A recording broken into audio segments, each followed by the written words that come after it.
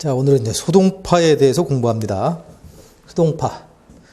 소동파 하면 맨 먼저 떠오르는 것은 뭘까요? 동파육. 예, 제가 강의 때마다 물어보면 대부분 다 동파육을 얘기해요. 동파육 드셔보셨어요? 드셔보셨어요? 네. 맛이 어떻던가요? 느끼하지만 맛있는 것 같아요. 좀 느끼했어요? 네. 중국에서 드셨어요? 아니면 한국에서 드셨어요? 중국에서. 중국에서. 네. 제대로 된 원래 맛을 제대로 드셨는데 좀 느끼하던가요? 그랬던 것 같아요. 보기에는 좀 느끼한데, 왜냐면 이 비계가 많으니까. 근데 실제로 그게 먹어보면 그렇게 느끼하다는 느낌은 안 드는데. 그거 드실 때 황주 같이 안 드셨죠? 그 느끼한 맛을 황주가 탁 잡아줘요. 우리 말씀하신 안 드셔보셨어요? 듣기만 하고. 네. 동파육에 대한 얘기부터 먼저 하죠. 동파육. 소동파가 항주에서 유배시 개발한 요리. 돼지고기를 푹 조리하는 간단한 조리법. 물을 조금만 붓고 불에 올려놓은 후 몇 시간 동안 뭉근하게 삶아서 간장으로 간을 맞춘다. 동파육은 요리사로서의 소동파의 능력을 보여주는 것은 물론이고 백성들을 사랑한 훌륭한 목민관으로서의 자애로운 모습을 보여준다. 소동파가 이제 정쟁에 휘말려 가지고 황주, 누루 황자를 써서 황주라는 곳으로 유배를 갑니다. 그런데 그 황주에 갔는데 그 황주 지역에 돼지고기가 흔전만전했어요. 아주 값이 싸고, 값이 싼 돼지고기가 흔전만전했는데 그때 기록을 보게 되면 이런 말이 있습니다. 너무 돼지고기가 천했기 때문에 부자들은 쳐다보지도 않았다. 그리고 가난한 사람들이 돼지고기를 먹었는데 어떻게 요리할 줄을 몰라서, 요리할 법을 몰라서 그저 맛없이 먹었다. 이런 기록이 있어요. 그런데 이제 소동파가 황주로 갔을 때 온 식구들을 다 데리고 갔거든요. 보통 우리가 이제 유배를 가면 혼자 가거나 한 사람 정도 데리고 가고 그러는데 중국에서는 이렇게 유배라는 개념이 조금 달라요. 보통 우리가 유배를 가게 되면 위리안치라고 해가지고 사람을 그 집에 가두고 그곳을 탱대나무 울타리로 싹 두르고 거기서 한 발자국도 밖으로 못 나오게 하는 것이 이제 보통 그런 유배의 형태인데, 이 소동파가 유배당했을 때는 위주안치라 해가지고 그 주, 황주라는 그 지역을 벗어날 수 없는 것. 그래서 조금 더 생활에는 좀 자유로웠죠. 그래서 이제 온 가족들 함께 데리고 와서 생활을 했는데 생활이 굉장히 어려웠죠. 나중에 이제 동파에 관한 얘기 하면서도 나올 텐데. 그러니까 이제 값싼 돼지고기, 이걸 이제 주로 먹는단 말이에요. 그런데 이 소동파가 굉장히 뛰어난 요리가였거든. 요리에 아주 뛰어났어요. 훌륭한 레시피를 가지고 있었던 거예요. 그래가지고 자기 레시피로 요리해서 그 황주 시절에 잘 먹었어요. 그리고 나서 한 5년 지나서 이제 정국이 바뀌면서 유배가 풀리죠. 유배가 풀려서 고관 대작으로 이제 승승장구해요. 그러면서 나중에 항주, 유명한 서호가 있는 그 항주 태수로 갑니다. 그 항주 태수로 가가지고 이 서호를 준설 작업을 해요. 그 당시만 하더라도 이제 서호가 좀 얕았어요, 수심이. 그러다 보니까 자주 물이 넘치고 그것 때문에 이제 침수가 되고 사람들이 많이 곤욕을 치렀단 말이에요. 그래서 이제 그 서호 부근에 있는 백성들을 징발을 해가지고 그 서호 준설 작업을 합니다. 다 파내가지고 이제 뚝을 새로 쌓고, 그래가지고 서호에 보면 지금도 소제라고 있어요. 소동파의 소자를 써가지고 뚝제자, 제방제자를 써가지고 소제가 있습니다. 소제.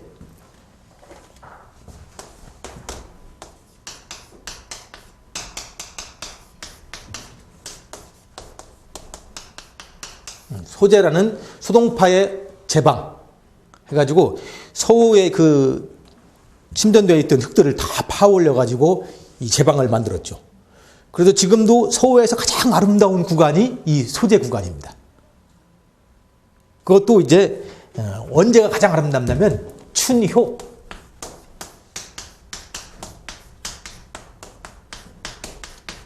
춘효. 효자가 무슨 효자죠? 새벽 효자. 그래서 봄날 새벽에 이 소재가 가장 아름답다고 해서 소재춘효 이런 말을 합니다. 지금 거꾸로 썼네요. 소재춘효. 소재의 봄날 새벽이 가장 아름답다. 이런 말이 나올 정도로 이제 수동파가 쌓은 제방이 그렇게 아름다운데, 그걸 바로 그 당시에 거기서 준설 작업하면서 파올린 그 흙으로 쌓은 제방인데, 그렇게 하고 나니까 백성들이 너무 고마운 거예요. 훌륭한 목명왕을 만나가지고 드디어 이제 이 수재 문제가 다 해결됐으니까.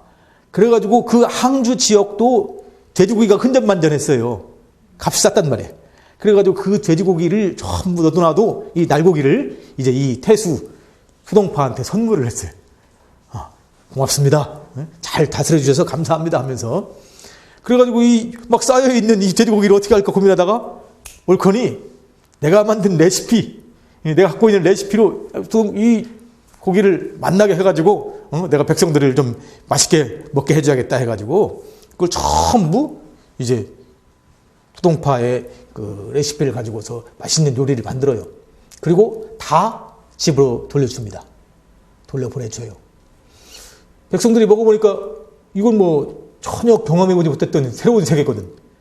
야, 어떻게 이렇게 돼지고기가 이렇게 맛있을 수 있느냐 해가지고 너도나도 막 찬사를 그렇게 보내고 있는데, 그 중에 한 사람, 머리 잘 돌아가는 사람이 태수 수동판 달려와가지고 이걸 가지고 제가 장사를 할 테니 허락해 주십시오. 뭐 수동파가 그에게 레시피도 알려주고, 제가 이 요리의 이름을 동파 선생 이름을 따서 동파 6이라 할 텐데 허락하시겠습니까? 좋다. 그래가지고 드디어 동파 6이 딱 메뉴로 걸리게 된 겁니다. 황주에서 개발해서 나중에 항주에서 그것이 이름나게 되었고, 지금도 항주 서호에 가면 루웨루라는 유명한 음식점이 있어요.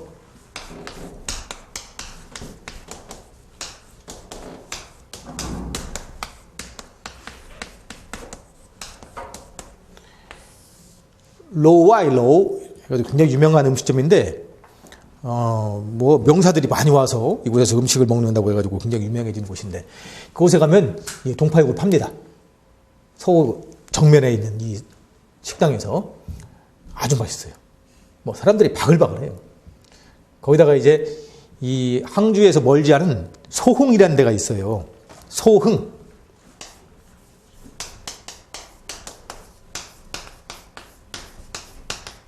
소흥이라는 곳이 있는데, 여기에 가장 유명한 술 뭘까요? 소흥주. 이거 황주예요.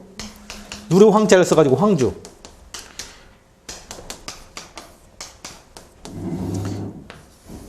보통 우리가 중국에서 유명한 술은 백주라고 하죠.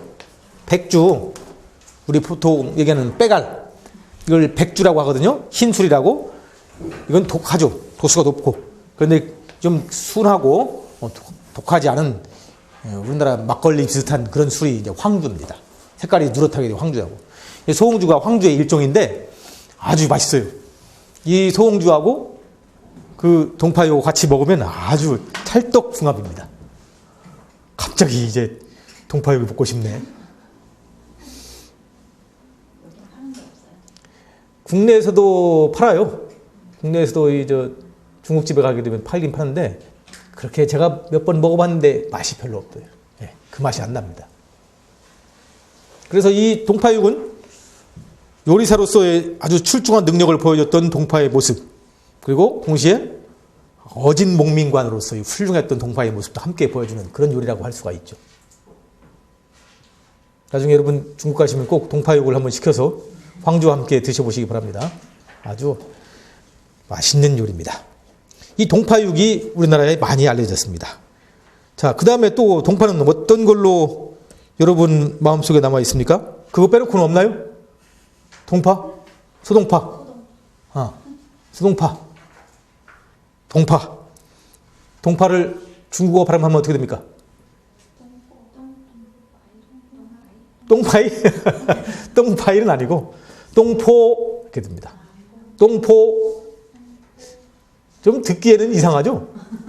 여러분 아주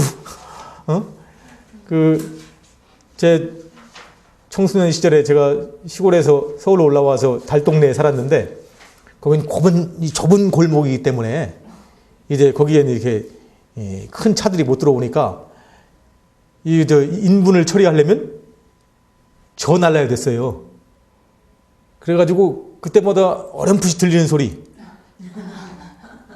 똥포 이러죠. 비슷하죠. 혹시 이런 표현을 들어본 적이 있나 모르겠습니다.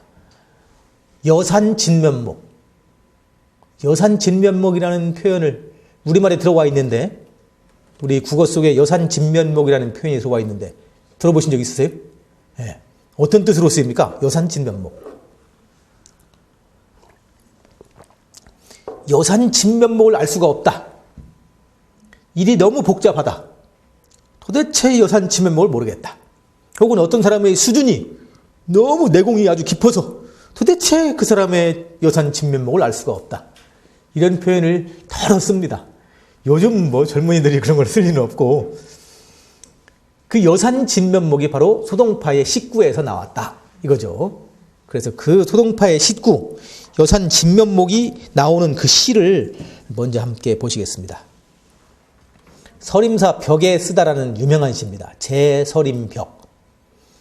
제라는 말은 이제 글을 쓰다는 동사예요. 그리고 서림은 여기서 절 이름입니다. 서림사 벽에다가 썼다. 옛날 중국 시인들은 벽을 만나면 그냥 썼어요.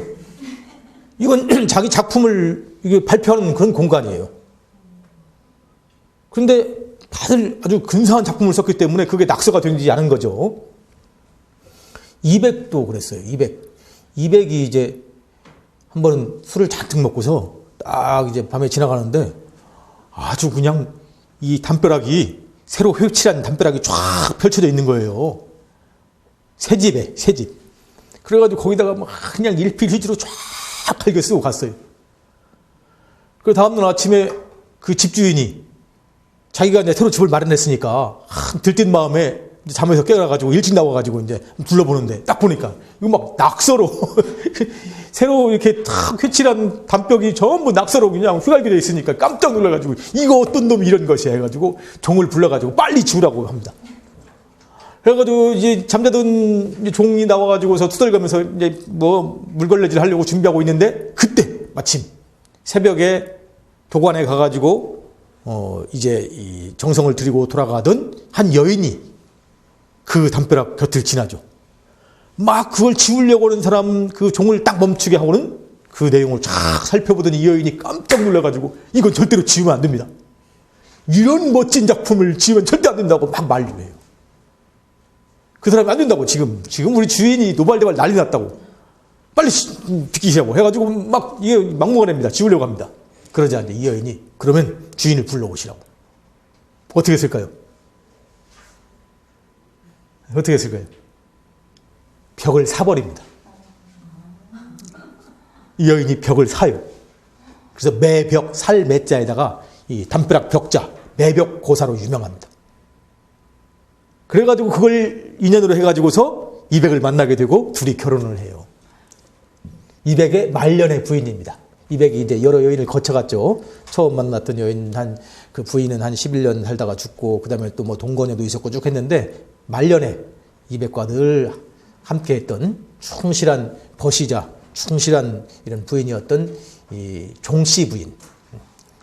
이 종자를 써서 이 종씨 부인이 바로 그 매벽 고사의 주인공입니다. 그만큼 이제 시인들은 병만 못 당하면 막 써 제끼는 거예요. 그리고 또 다른 시인이 지나가다가 딱 보고서 이건 이 식구보다는 이게 낫겠네 해가지고 고쳐놓고 가고, 다른 사람이 지나가다가 아니야 본래 게 좋아 또 고치고, 이거 집체 창작이 되는 거예요. 그런 공간에서. 소림사가 아니고 서림사도 이 소동파가 지나가면서 이제 거기에 하룻밤 묵으면서 거기다가 다 이 제서림벽이라는 작품을 쓴 겁니다. 이 서림사는 어디에 있냐면 여산에 있어요. 여산이라고 해가지고 저 중국의 강서성에 있는, 강서성 구강에 있는 굉장히 유명한 산입니다. 아주 크고 아름다운 산인데 제가 지난번 방송 때 여기를 소개해 줬는데, 자, 거기서 이제 자기의 소휘를 이렇게 썼습니다. 횡간 성령, 측 성봉, 원근 고저 각부동, 불식여산 진면목, 지연신제 자산중이라. 횡간, 옆으로 보는 거죠. 횡으로 보자면 성령, 고개가 된다. 고갯마루가 된다. 근데 측성봉이야. 측이란 것은 곁으로 딱 가는 거죠. 곁에서 보게 되면 이건 높은 봉우리예요. 원근 고저, 멀고 가깝고 높고 낮은 것이 각기 부동, 다르다. 이것은 여산의 모습을 이제 형용한 겁니다. 여산이 봉우리들이 많고 한데 그걸 어떻게 보느냐에 따라서 다 모양이 다르다. 원근 고저, 내가 멀리서 볼 때하고 가까이 가서 볼 때하고 또 높은 데서 바라볼 때하고 낮은 데서 바라볼 때하고 그 모습이 내 눈에 들어온 모습이 다 다르다. 원근 고저 각 부동이다. 여산이 워낙 크니까 크고 아주 그 다양한 그런 모습이 보이니까 이렇게 표현한 겁니다. 그러면서 이제 이런 멋있는 철학적인 얘기를 하죠. 불식 여산 진면목. 불식 모르겠다. 식자는 알다 그 말이죠. 불식 모르겠다. 여산 진면목을 내가 모르겠다. 내가 왜 지금 여산 속에 있는데 왜 내가 여산 진면목을 모를까? 여산을 지금 구경하고 있는데 왜 여산을 모를까? 답이 뭐예요? 답이 지연신제 자산중이라 그랬습니다. 단지 그 까닭은 단지 뭐뭐뿐이다. 연자가 이제 여기서는 인연연자가 아니고 뭐뭐 때문이다라는 뜻입니다. 단지 뭐뭐 때문이다. 내 자신이, 내 몸이 어디에 있기 때문이다. 이 산중에 있기 때문이다. 신제 자산중. 멋있는 말이죠. 아주 쉬우면서도. 이 산을 대하면서도 도대체 이 산의 정체를 알 수 없다고 막 탄식을 하는데 그 이유가 뭐예요? 바로 내가 이 산 속에 있기 때문이다. 바로 내 자신이 이 산 속에 있기 때문에 이 산의 모습, 전체의 모습을 내가 알 수가 없게 된 것이다. 굉장히 철학적이죠? 네. 인생의 모든 복잡한 문제가 이와 같단 말입니다. 인생의 복잡한 문제가 왜 자꾸 그렇게 복잡한 것일까? 왜 이게 명료하게 정리가 되지 않은 것일까? 왜? 내가 그 문제의 가운데 있기 때문이다. 그렇게 보자면 여러분, 인생을 이해할 수 있습니까? 이 복잡한 인생, 우리는 끝내 이해할 수가 없어요. 왜? 우리가 인생 안에 살고 있는 그 동안에는 절대 이 인생을 이해할 수 없어요. 그럼 인생을 이해하려면 어떻게 해야 됩니까? 인생의 전면을 제대로 이해하려면 어떻게 해야 됩니까? 인생 밖으로 나가야 되는데, 인생 밖으로 나가는 게 뭐죠? 열반에 드는 겁니다. 그러니 우리는 끝내 인간 세상을 제대로 이해하지 못한 채로 끝나는 수밖에 없다 이 말이죠. 그러면 한 걸음 더 나가 생각하면 결과적으로 우리가 인간 세상 살면서 파악하는 모든 진리라고 여기는 것들은 사실은 그건 진리 전체적인 모습이 아닌 것이고 부분적인 이해에 끝나는 것이다. 이해로 끝나는 것이다. 이렇게 얘기할 수가 있다 이거죠. 마치 제2구에서 뭐라고 했습니까? 원근 고저 각 부동이라. 나는 멀리서 봤고 누구는 가까이서 봤고 어떤 사람은 높은 데서 봤고 어떤 사람은 낮은 데서 봐서 각각 그 이해가 다르다 이 말이에요. 인간에 대한 이해, 세계에 대한 이해가 각각 다르다 이 말이죠. 이렇게 보면 우리가 너무 안달복달할 필요가 없을 것 같죠. 좀 마음에 좀 여유가 생기지 않습니까? 더 복잡해집니까? 그래서 이제 여기서 나온 말이 유명한 중국 속담이 있어요.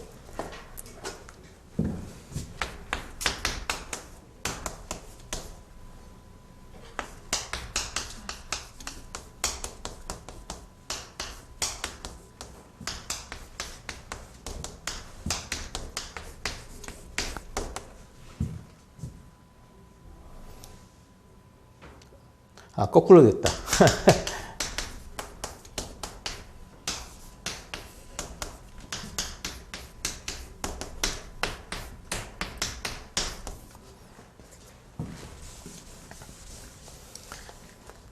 당국자 미. 당국이란 말은 이 상황이란 뜻이죠. 그 상황에 딱 마주하고 있는 사람이란 뜻입니다. 어떤 상황에 딱 마주하고 있는 사람, 당사자란 뜻입니다. 당사자. 당사자는 어떻게 된다? 미혹된다.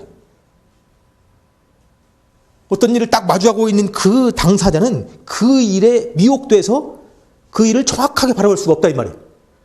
그 상황을 정확하게 이해할 수 없다 이 말입니다. 오히려 정확하게 맑게 분명하게 이해하는 사람은 누구예요? 방관자라고. 곁에서 바라보고 있는 사람은 오히려 그 일을 정확하게 이해하고 아주 분명하게 판단을 내릴 수가 있다. 그래서 당국자 미요 방관자 청이라. 당국자 미. 이걸 먼저 얘기하죠. 당국자 미요 방관자 청이라. 한번 읽어볼까요? 당국자 미요 방관자 청이라. 여러분 오늘 이거 하나 배웠어도 뭐 여기 오신 분 값은 톡톡이 한 겁니다. 이걸 그대로 잘 보여주는 실생활에서의 어떤 모습이 있습니까? 우리가 실제 생활하다 보면 이 방관자 청의 모습을 그대로 여실하게 보여주는 특정한 상황이 있는데, 예? 불구경? 불구경은 아니죠. 뭐예요? 장기, 바둑. 어떤 사람이 잘 둡니까? 예? 옆에 훈수 드는 사람. 옆에 훈수 드는 사람이 훨씬 더 잘 두는 것 같아요. 근데 실제로 능력은 실력으로 보자면 못해요. 그런데도 왜? 예, 자기 일이 아니니까 훨씬 더 명료하게 상황을 판단할 수 있어서 오히려 더 정확한 그런 판단을 내릴 수가 있고 그렇게 일러줄 수 있단 말이에요. 그 방관자 청입니다. 그렇게 보면 우리가 인생 살면서 약간 방관자로 사는 것이 인생을 바르게 살아가는 그런 모습일지 몰라요. 그냥 너무 적극적으로 그냥 아둥바둥하며 살면 오히려 좀 빗나갈 수도 있지 않을까. 글쎄 쉬운 말은 아니지만 그런 재미난 생각도 해봅니다. 바로 이 수동파의 제 서린벽은 이 당사자 미 방관자 청을 아주 잘 드러내면서도 여산의 그 아주 그냥 광대함, 여산의 복잡함 이런 것들 함께 잘 묘사해낸 아주 뛰어난 시입니다. 흥간 성령 축성몽 원근고저 각부동 불식 여산 진면목 지연 신재 차산중 가로 보면 고개 옆에서 보면 봉우리 원근고저 그 모습이 제각각이라 여산의 진면목을 알 수 없노니 이 몸이 이 산속에 있어서가 아닌가. 누군가가 자기 주장이 옳다고 막 큰 소리 외치면 여러분은 이 시를 가지고 얘기하시면 됩니다. 제2구 원근고저 각부동이라 했네. 그렇게 너무 고집 부리지 마시게. 뭐라고요? 원근고저 각부동이라. 모든 것이 절대적이라고 하면서 힘주어서 너무 얘기하지 말라고 잘 달래면서 그렇게 한번 얘기해 보시기 바랍니다. 그래서 여기 나온 여산 진면목 이것이 이제 바로 수동파의 이 식구에서 시작됐다. 어떤 사람이 아주 심오한 경지를 가지고 있을 때 도대체 알 수 없는 그런 깊은 내공을 가지고 있을 때 그 사람을 가지고 뭐라고 해요? 여산 진면목을 알 수가 없다. 일이 너무 복잡하게 전개될 때 도대체 이게 어떤 상황인지 이 여산 진면목을 알 수가 없다.